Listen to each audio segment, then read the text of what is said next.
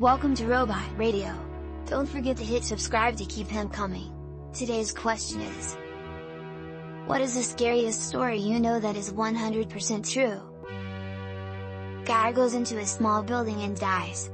Later, investigator shows up and sees the body, calls 911 and then dies. Paramedics show up to help them, then die. The reason? Oxygen levels that had high were normal. Oxygen levels won't bend over was basically zero. Bending over in this room killed 4 people by asphyxiation. Nutty Putty Cave in Utah was sealed up in 2009 after John Jones was trapped upside down in a small crevice while spelunking. When rescue teams finally arrived, he had been upside down for so long that his legs were drained of blood. The only possible way to have gotten him out was to break his legs, which would have sent him into fatal shock. He died after being trapped for 28 hours. His body's still in the cave. A guy I worked with was riding his dirt bike through the woods and somebody hung a cable between 2 trees. My buddy caught his throat on it and saw the dude steal his dirt bike. Woke up in the hospital with a lacerated throat and a broken larynx. Pretty crazy what somebody will do for something so cheap. This may just horrify me more than others. Dude was working on a tuna steamer and they closed him and steamed him. I can't help but imagine that is anything but a truly terrifying and painful way to die. One of the main reasons I never could bring myself to do real factory labor is because I don't trust people enough to not tuna steam me. There was a woman who worked in a science lab who spilled 2 drops of organic mercury on the back of her gloved hand. Those 2 drops destroyed her entire nervous system and brain.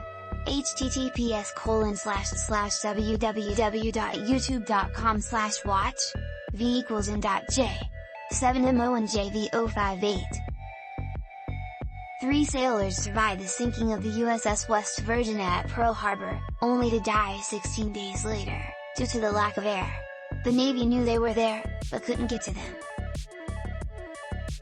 On September 20, 1987 in Bellingham, Washington, a Georgia Pacific paper mill worker was sent to inspect a heat exchanger system in the steam plant. Inside the base of the stack, he spotted a charred skeleton. To this day, no one is certain who the victim was, how they wound up in such a horrible place, nor why. Local paper, good YouTube video on the subject. My brother's ex-GF had 2 older sisters.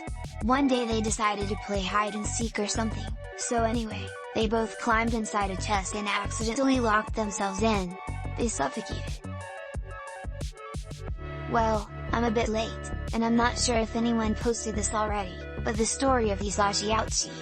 He suffered radiation exposure so thorough his DNA was destroyed and he probably would have died in a matter of days or even hours, but doctors kept him alive for almost 3 months. He was conscious and begging for death as his body literally fell apart. Here's a video about it, but they warned it is very disturbing and graphic.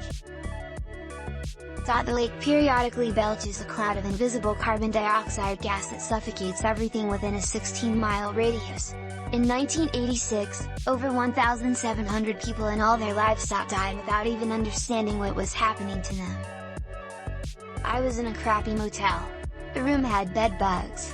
I was too exhausted to go to the front desk. I just needed to make it until the morning. I slept in the tub.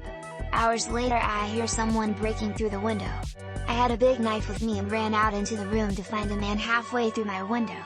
We stared for a while at each other in shock. I think we both were scared.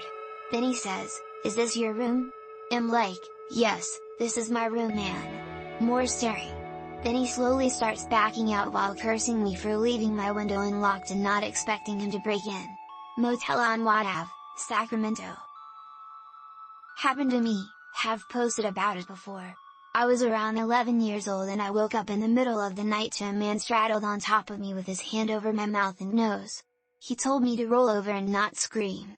I rolled onto the floor and tried to scream bloody murder. My mom heard me screaming and came in and fought with the guy. He was at least 6, she was 5 feet 3 inches and scared him enough with the fighting and screaming that he took off out the window he had come in through.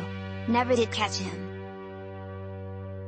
The case of: she was kidnapped, repeatedly raped, psychologically tortured, and then brought around in plain sight in heavy religious garb. She had brushes with people who could have helped her, but her kidnapper claimed she wasn't allowed to speak in public or reveal her face for religious reasons. The reason she was rescued is because her sister was awake during her kidnapping and pretended to be asleep. She knew she recognized the voice, but it took her 9 months to remember it was a guy that used to do yard work for the family. The police didn't believe her because of the elapsed time, but pursued it to appease the family. My long-term partner decided to end his life suddenly and unexpectedly a few years ago. He was the happiest person I knew, and even with 20/20 hindsight, videos, pouring through old messages etc., I wouldn't be able to identify any warning signs. Holmes in the hotel he built specifically to murder people. Like something from a horror movie, but completely true. https://n.wiki.org/wiki/h%2e_H%2e_Holmes. Prov equals 51. An acquaintance of mine sent his son to triathlon camp in Texas. A week later, his son came back from camp. The next day, the son was complaining of a headache. 4 days later, he was dead. Healthy, happy, fit 12-year-old 1 week, dead the next. Turns out the lake had the brain-eating amoeba. Nothing scares me as irrationally as already being dead and waiting for your body to catch on. For those interested, the headless, limbless torso was found in the bushes at the rest stop in the town where I grew up. They never found the rest of her body parts or the murderer. She wasn't even identified until about a decade later.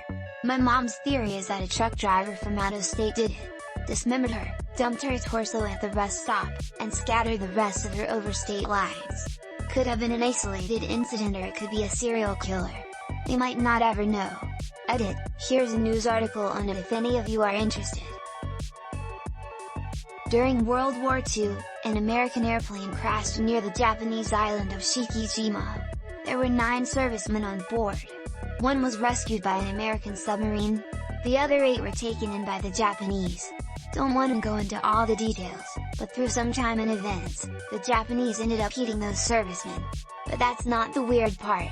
The one serviceman who was rescued? That was George H.W. Bush. Google Shikijima incident for more details if you'd like. I made the mistake of reading about the Anthill Kids cult at night. I don't recommend it. Here's the article I read, https://www.revoltnation.com/anthillkidsbreaklegs/sledgehammer-go-hell/. Don't read it while you're eating. Starts off like a typical hippie/apocalypse type cult, ends with a lot of mutilation and murder. My cuckoo clock, that is broken for more than 20 years, made weird sounds 2 times in a row in the middle of the night.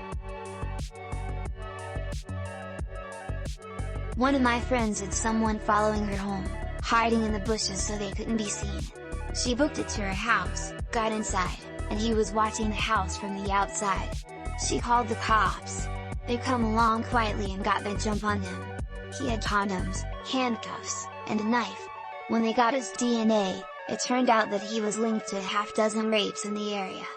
She credits her regimen of running sprints to outrunning him at night and firmly believes she would have been raped if she couldn't outrun him then.